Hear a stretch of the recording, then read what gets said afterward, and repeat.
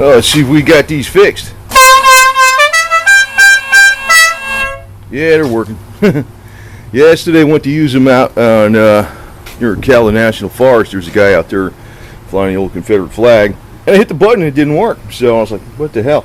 I remember the last time I hit them, it sounded like the last note got cut off, and I thought, well, maybe I took my finger off the button, because you got to hold that button down to make them work. You can't you don't click the button like that. You hold it down, and it does it. So first thing I did was I checked the fuse. I says, well, it looks like the fuse is blown, but then I bypassed the fuse and it still didn't work. So I really couldn't hear nothing because I was near a highway when I was checking this out.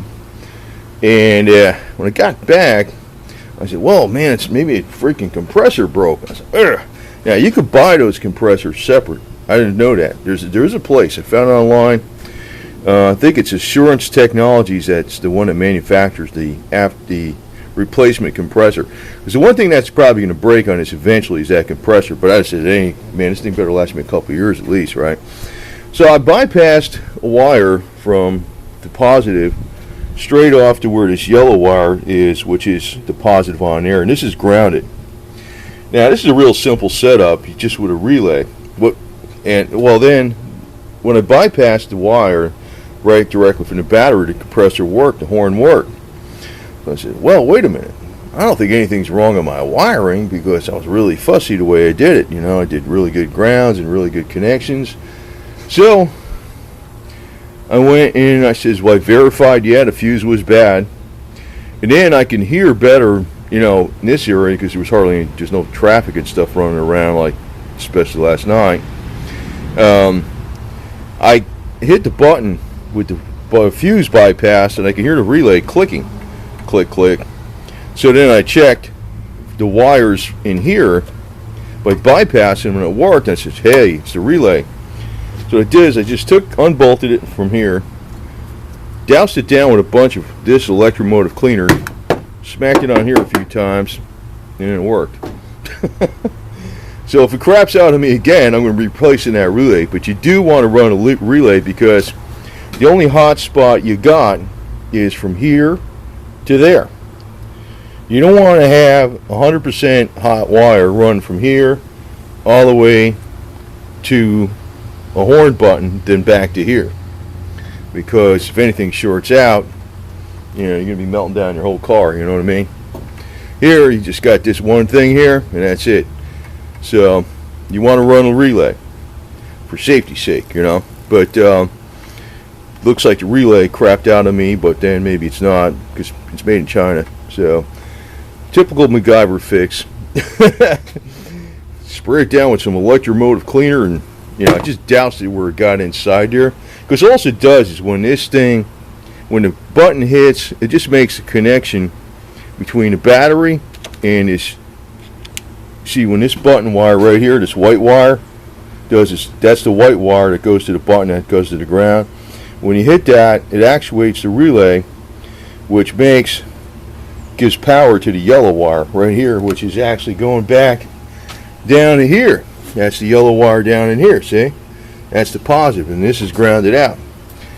That's all it does. So then when you hit you hit the button that grounds it out here, makes the relay jump from this red wire to this yellow wire. And obviously it was clicking, and somehow it wasn't jumping.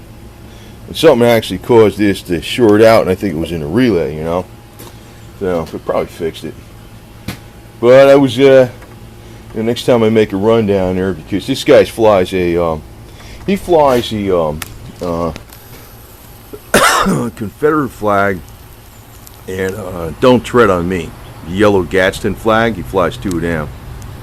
So I always pass that place. I figure every time I pass it, I'm going to hit this horn.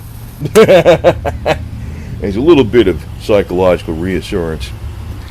Yeah, anyway, sounds good. That's all I got to say, man. Glad it wasn't nothing major. But the place that sells, I forgot where that link is again, but if you just Google, Dixie air horn compressor replacement, you'll find it. It's only, I think, $36 or $36.99 for that compressor to replace it. So when this ever does crap out, That's what I'll probably need to replace, because all this other junk's not gonna. It's just pretty much permanent. So, and I would advise to get probably the Woolo. They're all made in China, okay? Even the Woolo's made in China. Now I know Cooter's Place, he sells the Woolo version. Now, I didn't get it from him because I was thinking about, I might have these horns down here and they'd be orange, and I was thinking I didn't want orange horns. I saw these and they were a little cheaper, but they also had the button with them, the button and a relay. I'm not sure if his package comes with the button and relay, but Cooter's Place sells the Woolo horns. The Woolo brand, same thing, but they're orange, and that's how they were originally, you know.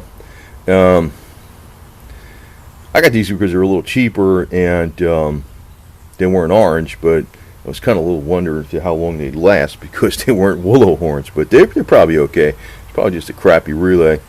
But I know if that craps out, you can buy that separately, the compressor, and you might be able to fix that by just removing it and you know, maybe putting electromotive cleaner down into the compressor, or blowing a little air going which way, different ways and stuff. Probably be able to go again, because I think the only way this thing compressor probably would screw up is probably lack of use. You know, you don't want to use it too much and keep the button down, but you know, sometimes when you don't use something, things rust up or freeze up, and you know, that could be a problem. But I don't think that, you know, but you can't replace it for $36.99 from one from Assurance Technologies that they sell in the aftermarket. So anyway, there you go, working again. So happy.